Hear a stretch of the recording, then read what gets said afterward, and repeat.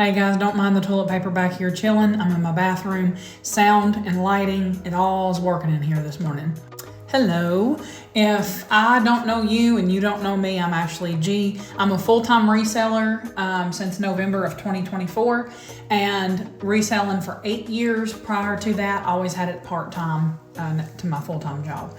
So I just want to give somebody some tips today. I want to spark some thoughts within you. I'm coming up on my 1-year reseller anniversary, and I'd love to give you some tips that might help you out in your business so that you can have more longevity and more success. Tip number 1 would be, most definitely would be, if you're not going to impulse buy for your business, then don't impulse buy for your business, right? What I mean by that is when you're out and you're sourcing and you're looking at thrift stores and estate sales and garage sales, if you're not gonna grab something, oh, that's cute. You know, we've come out of this in the first year or so, you'll come out of, that's cute, that's adorable. Oh, that seems well made. I'll just buy that. No, you're looking up, you're going on eBay, you're searching the item. Even if you're a full-time Poshmark reseller, eBay's a good comp source. But you're going on eBay, you're looking up the item, you're going over, hitting the filter and scrolling down to the sold. And when you turn on sold, it should turn on sold and completed. And then you can see from the completed listings, the value of that item. How many times does it sell over and over again? How many at the bottom does it say when sold is on? And how many does it say when sold is off? Because that's supply and demand.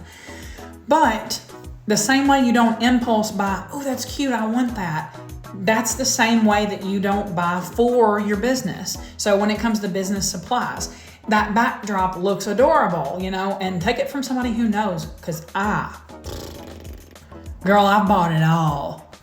I've made some really stupid purchases thinking in the beginning, I remember buying a white photography sheet and like concrete nails that I put up in my basement just to have to pierce through it because I didn't think, oh God, there's gotta be, you know, a nail for a hanger to hang on to take pictures of clothing. So, you know, it's just like that. Take time to think through the purchase that you're gonna make for your business. And what you're doing right now, does it work? You know, before I bought the light box that I just bought, it was like $200, but I had the business savings to do that. And that creates, you know, something I can add back to taxes, etc. But before that, I just used the wall. I just opened up the windows behind me. If I have, you know, my clothing here, and see this light? Look how much light is here. See my hand? You could probably see everything on my hand. Why would I need to buy $75 lights? If your business is not creating that much income, then if it can't afford a light, it can't afford the light, right? So don't credit card it until the business can afford it, because number one, all your expenses should be coming out of that same checking account for taxes anyway. Tip number 2 is going to be, when you go, whatever you can do on repeat, that's what you're going to do. It's got to be in hand's reach. It's got to be in arm's reach. It's got to be something you can, because you're gonna get to where Mondays, for me, usually Mondays to Tuesday falls on one of those days. I'm taking 70 pictures of 70 items. When I take pictures of 70 items, I'm taking like 8 pictures per item, 70 times. So I don't want to sit down. I don't want to get up and go get this and get up and move and do that. You know, I need to be able to do what I'm doing on repeat. It's got to be grab, photo, you know, or wipe, clean, photo, whatever. If it's shoes, you know. Anyways, it's got to be that batch has got to go on repeat. You're assembly lining at that point. Tip number 3, and super important, because what you're doing on repeat, you have to have something. If you're a creative mind, now if you're a logistics person, you can pick up whatever makes the most money for you in your area and just keep selling it because it works. And if you have the logistics to prove that, that's fine. But if you're like me and you have a creative social brain, you will want to sell something that you just enjoy. So like for me, this year I've started my business models kind of changing over to shoes, because I do enjoy picking up shoes. I have an eye for shoes.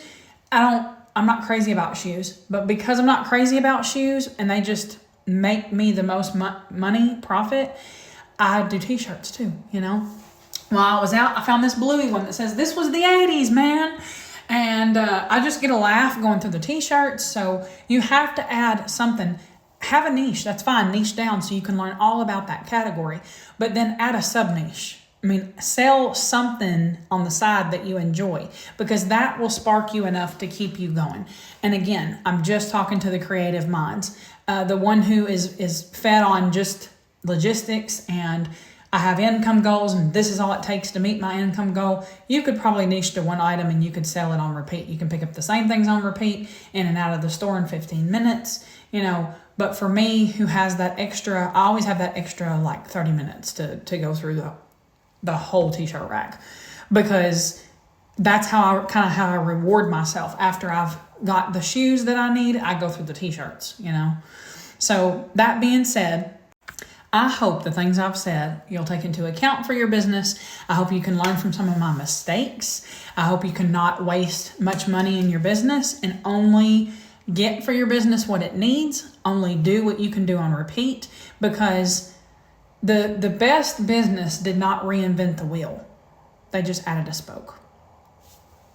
You guys have a blessed day.